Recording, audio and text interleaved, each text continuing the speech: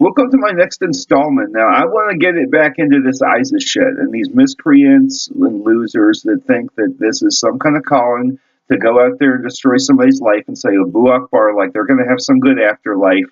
This is ridiculous. And what we're seeing is people feel less valued by society. They're empty little losers with nothing going for themselves. So then they think that all of a sudden getting some calling to do something is going to make a mark in their life. So let me tell you, most of these weak recruits actually wanted to commit suicide or leave after they actually went to ISIS. It's actually known fact. And so ISIS is a criminally run organization that supports prostitution and trafficking and labor of children and anything they can do to make money. So they exploit the social conditions in the Middle East, and then they exploit the young generations in Europe to try to motivate people to go to Syria and to launch these kinds of attacks. So ISIS wants to destroy anything that's not part of their culture.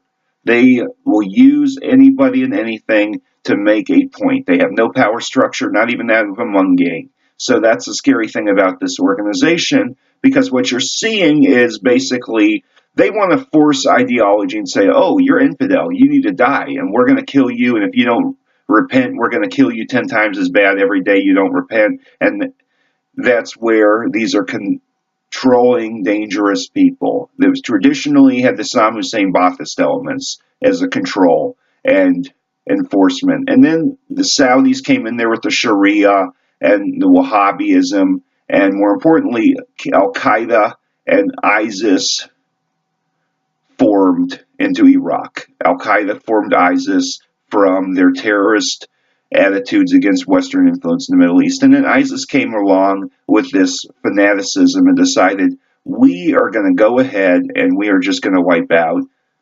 Americans and Europeans and anybody that's not part of our culture and anybody who's infidel. And then they start this whole destroy the infidel thing, and they start talking nonstop about how they don't want to breathe the same air as infidel and all this stuff. And they get to a point where they really parallel the Nazis. They're throwing people off of buildings now. They're doing pogroms and all kinds of stuff.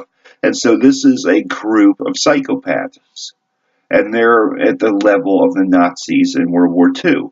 And so they get any recruitment, which they're doing right now, and they get any ideas in communities' heads and get other people to start going against their cultures, they become very dangerous. And they already have become dangerous. And quite frankly, in the Western world, they need to just start arresting them and rounding them up and really getting rid of these people one way or another. Lock them up, kick them out, or whatever.